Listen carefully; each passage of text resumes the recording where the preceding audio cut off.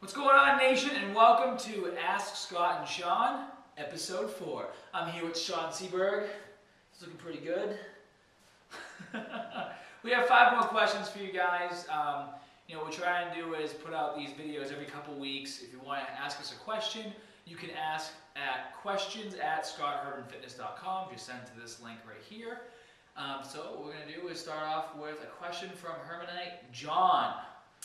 How you doing, guys? First question from John is, how many grams of protein should I eat per day? I continuously hear I should eat 1 gram per pound of body weight, but I read an article that all adult men can utilize is about 20 grams per day. Could you please clear this up? Wait, only 20 grams per day, that's it? Yeah, that's what it says. Okay. Sorry, John, didn't mean to sound condescending with that. Well, first of all, I actually have a video on protein supplementation, so if you want to go check that out, it's about a 5 to 6 minute video. Click on this link. To answer this question, there's a rule of thumb. If you want to figure out how much protein you're supposed to have, depends on what your goal is. If you're trying to maintain, you're trying to bulk. For me, I'm trying to put on muscle mass, at least maintain what I have, gain a little bit of muscle here and there. What I like to do is find my lean weight and then add about 30 to 40 grams of protein on top of my lean weight. So if my lean weight is, I weigh 170 pounds and 5% body fat, say it's 165, I'm going to have 165 grams of protein, but then add another 40 on top of that to make sure my muscles are getting what they need in order to grow.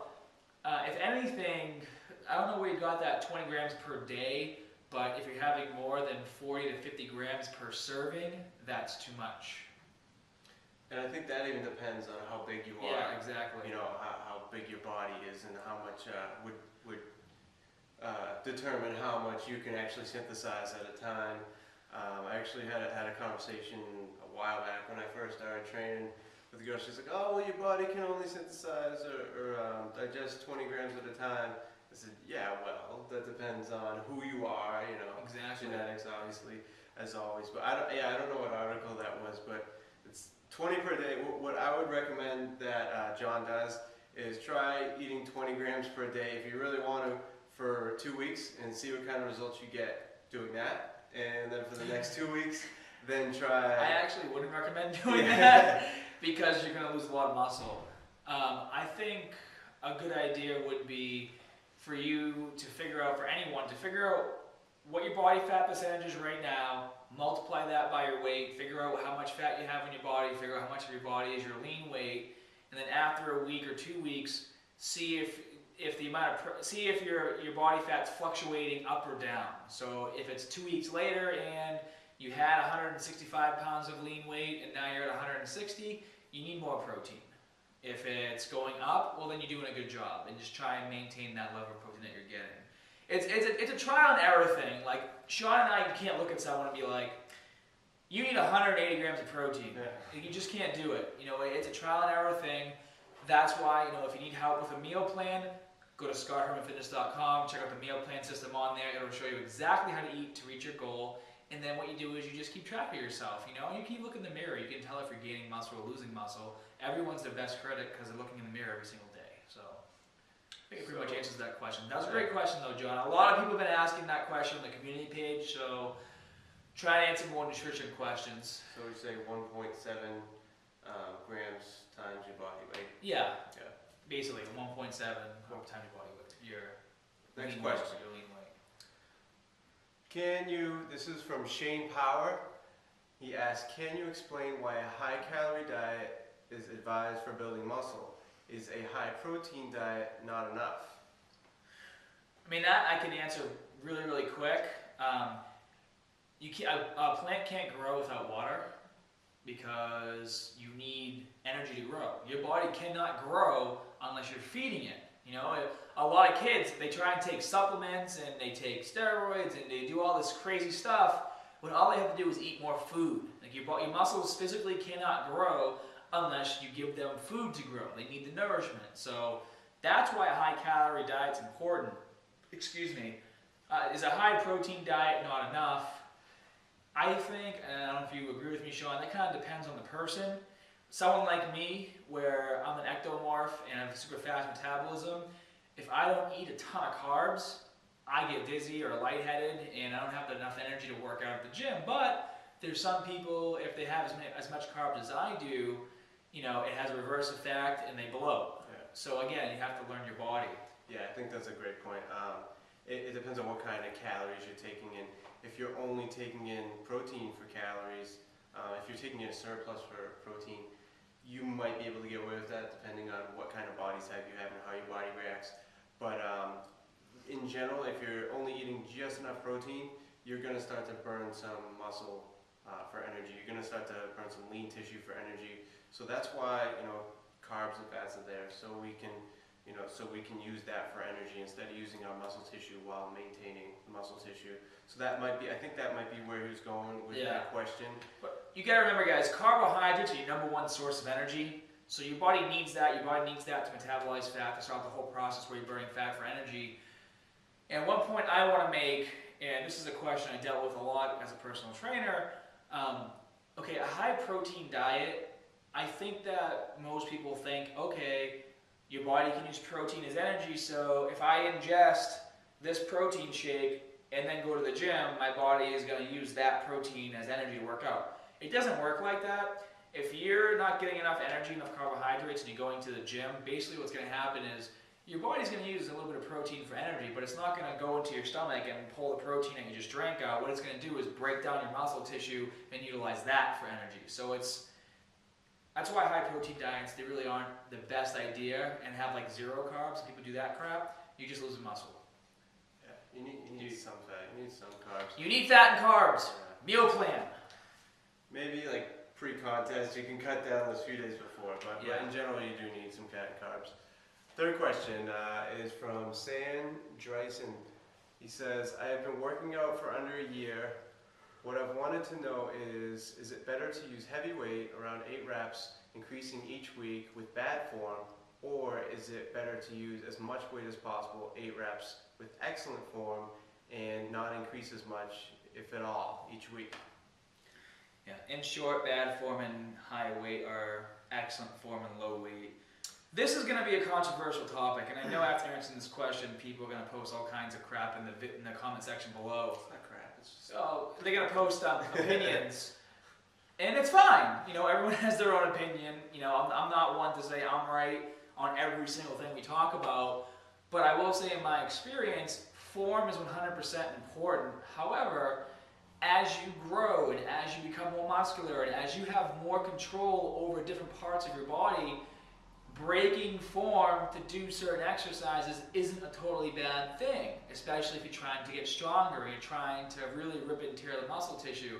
Like for example, some people were getting really upset about the way I was dumbbell pressing because my feet weren't in the exact position they put theirs in, or my head was lifted off the bench. I've been working out since I was 12, so that's about almost 14 years. I know my body. I can do a dumbbell chest press and lift a ton of weight, and I can relax the lower part of my body. People used to always say to me when I worked out at Latitude, and Sean and I worked together, they'd say, that kid's going to get a hernia because he's pushing too hard. Well, yeah, maybe if you never really worked out before and you're pushing a ton of weight and you're straining your whole body, it's very easy to pull something and hurt yourself. But for those of you who've been working out for a while, I know you can attest to this, you know how to isolate certain parts of your body. You learn how to use your body's energy to work out, to really focus in on that muscle part. So, I mean, I would say it depends. It depends how far along you are. What do you think? No, I think it's important. It is, you make a great point in saying, you know, people say, oh, you're going to get hurt, but you know your limits, and that's one of the reasons you've been able to avoid injury so far, or any serious injury. Because if you've seen the way Scott works out when he's working out for real, it can be really intense, and some of it can be dangerous, but he knows his own limits. Now, myself personally, with clients, what I tell, if it's under a year and you're working out just on your own, I would say focus on the form. Focus on getting all those forms down, because it takes a while to get form, especially with heavy weight. It definitely does. And you know, just like Sean, when I have new clients, I'm a stickler for form. Like I yell at them, you know, especially wrist straight. But it's all these little. It basically you have to yell at. You don't yell at your clients, but you have to point these things out because you need to burn it into their head. So even if they break form a little bit, they're breaking it on the not so important parts of proper form, if that makes sense. Yeah. As I've gotten into lifting more, I've learned cheat methods that you can use, and I actually, once I'm comfortable with clients doing them, I let them use some of those forms, some of those cheat methods, because I know I've taught them the base of the movement and they know what they're doing. So that's what's really important, is that you know the base of every exercise that you're doing very well before you go and mess around with some sloppy form just to get up some weight. I think a great example would be, say like you're doing straight bar curls, because I do this myself, and you don't have a workout partner because they didn't come in for the day or whatever, and you're on your third set and you're still lifting super heavy and you want to get 8 reps and you're at 6 and you want those last 2, but you know you can't do the curl. I will rock my body and I'll throw the weight up by using my momentum, but then what I do is I reposition myself and then I control the weight on the way down to get a nice negative burn. So am I breaking good form to curl the weight? Yes, but I'm doing it so that I can get the negative out of the exercise because my arms are tired. But you know, to push past your limits and to get stronger and to build muscle, you have to push past those limits. So it's a touchy subject. I guess you would probably agree with me. Don't really break form unless you know proper form. You know your body. I would say, yeah, I would recommend taking some time, and then once you're really comfortable with everything, once you've worked with some other people, maybe some trainers or some really experienced guys who've been lifting for girls for quite a while and know form very well, then I would say start to get out of your comfort zone, push your weights up, because at some point you are going to have to get out of your comfort zone and push your weights a little bit more. Yes. Excellent. So 4, Alfredo Esposito asks, I always eat every couple of hours. After my workout, I always drink whey protein 30 minutes after my workout. Is that considered a meal, or can I eat something after? I usually wake up at 8:30, work out at 11:30, and my workout lasts an hour, and drink the protein at 12:30. Do I eat something with it, or wait until 2:30 to eat lunch? The way I would personally answer this question is, if I was in the same environment, I was going to the gym, I worked out, and I had to eat food and my protein, I would bring my protein to the gym. As soon as I got off the weight floor and went to my locker, I would down that protein, and then as soon as I got to where my food's located, I would eat the food. Yeah, I mean, very simple. I would give it. I let the protein synthesize a little bit, and then your body can digest things anywhere from it could take 15 minutes to an hour, because it depends on what kind of substance it is, what kind of food it is. But whey protein is a fast-acting protein, and it's meant to absorb into your body very quickly. So if you have a whey protein, what I do is just give it, at least 20 minutes before you eat, and yeah. Cool. Sweet. Very easy question, Alfredo. And last question, guys. This is from Christopher Forsen. I don't know if I'm saying that right. He says, hi, I'm wondering how much your sleep actually affects your training, and what happens if you don't get enough?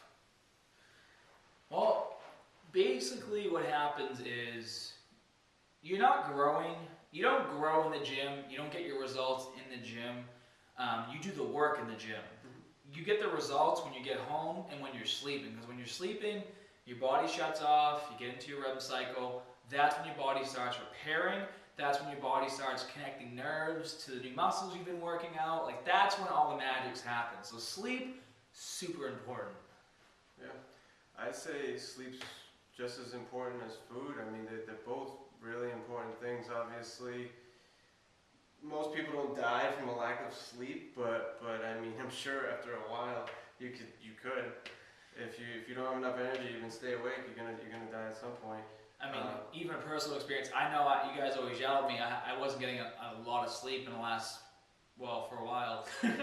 Lately, I've been getting more sleep, and now I'm back in the gym. Like, for the longest time, for whatever reason, I was just stuck at like dumbbell pressing 100-pound dumbbells for sets of 8. Yeah, difference. And now I posted the video last week. I'm dumbbell pressing the 120s for 3 sets of 8. It's a 40-pound jump, and I'm doing it still for 8 reps. It's because I've been getting more sleep, letting my body heal. I mean, just even mentally, like, if you have a lot of stuff going on and you're trying to focus, you can't focus without sleep. So sleep is good all the way around. Yeah. Cuddle up with your pillow and just fall asleep, guys. Get enough sleep. So this is questions and answers. Don't forget, guys, leave comments in the comment section below. If you expand the info section, we have the timestamps for each question. So if you want to go back to a question, just click on the timestamp and you'll be able to do that. So thanks for tuning in. Sean and I will be here answering more questions for you guys. Send your questions to questions@scrumfitness.com. And as always, more good stuff coming soon. See you guys.